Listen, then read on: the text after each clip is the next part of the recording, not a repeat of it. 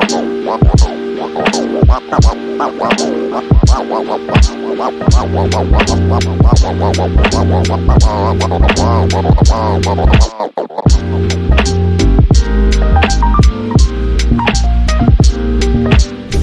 we were all stoners, you know, but in those days you had to hide being a stoner, or else you got in big trouble. If you got caught with even a little tiny little bit of weed, you get kicked out of school, you can't go to college, you can't get a student loan. You know, if you played sports like I did, you had to pee in a cup in order to, you know, be on the sports team. So it was a much different time. And it was a hard time. It was a really hard time to be a stoner. And that's why I worked to change the laws because it was not fun seeing all my friends and colleagues that I was trading cannabis with, or people that were growing cannabis out here in California that I knew, kept getting busted and going to jail and their lives being ruined. And in some cases, people, you know, losing their lives because they get busted and they, you know, they can't, it's such a bad situation that they take their own life, or it's sometimes they, you know, die in prison, or sometimes other terrible things happen to folks in this war on weed that's been occurring for a long time now. So I didn't like being a criminal. That wasn't very fun.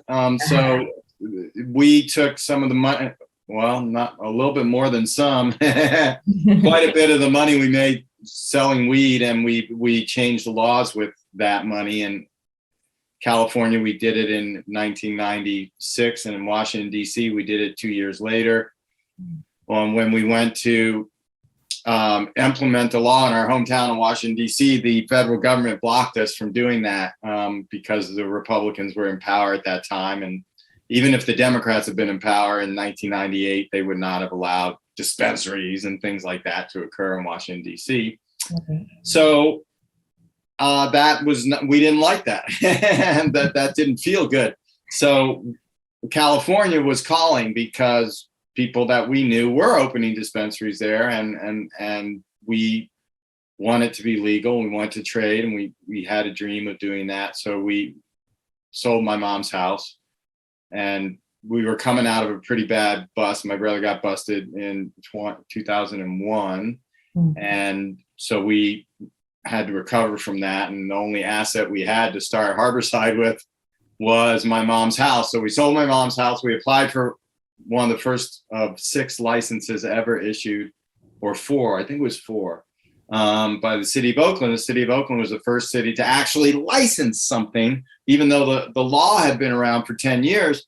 Nobody bothered licensing it. The elected officials, the politicians, they didn't want to touch cannabis. They didn't want to license it. Some people, you couldn't ban it because we had a law, but you could shut down dispensaries. You could work with the feds and the DEA to bust people, and plenty of towns and municipalities did. But Oakland is a pretty progressive place, somewhat radically progressive in those days. And the city functioned a lot better than it does now in those days.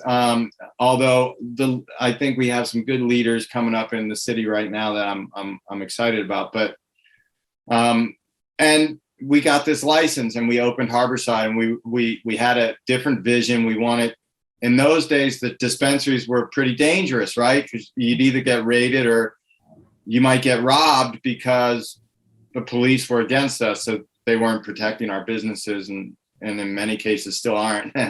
That's a whole nother subject. But so most of the dispensaries in those days were just heavily guarded, had bars all over the windows, bulletproof glass, the whole 9 yards, and wasn't a great experience for people that were seriously ill. And we wanted to serve people that were seriously ill. That was the roots of the movement we came from. And we also wanted to serve stoners and other folks that were using cannabis for chronic pain or MS or, you know, anxiety, depression, PTSD, you name it. Those conditions, you can't tell when someone walks in the dispensary if they have anxiety or PTSD or depression or chronic pain sometimes, if they're not in a wheelchair, if they're not on crutches. But I can tell you as a man in his 50s that chronic pain is very real. and about 20% of the adult population suffers from chronic pain. So we took the bars down, and we had a big open space, and we were a community healing center. We had all these free healing classes and support groups, and you could write letters to prisoners and get free weed. If you were poor and on government assistance, you get free weed at Harborside. We started the first cannabis lab, Steep Hills Lab, because we wanted to lab test our medicine. So, you know, our vision was unique at that time, and people really loved it, and our community responded, and we opened a few more shops in California, and then we went from medical to adult use. Harborside also got embroiled in 2 federal legal cases with the federal government. One we won and one we lost. The one we lost was over 280E, tax provision 280E. Your listeners probably know about that, I would guess. Yes, I just recently wrote about the difficulties of it. So you can't be Bluntness if you don't if you don't know about 280E. But we lost that case, and that case really hurt our ability to transition to adult use, which was very expensive. Prop 64 was a disaster. That's a whole nother story I'm sure you've already talked about and will talk about with many other people, but it's very expensive to comply with Prop 64. And if you're a big company like Harborside was, and you have multiple locations, and you're, you know, got lots of buildings that need to be retrofitted and redone and all kinds of stuff for this new regulations, and you're selling a lot of weed, and all that weed has to be packaged and labeled and everything just right. And, you know, that first 6 months or a year, Prop 64 is just incredibly hard and expensive.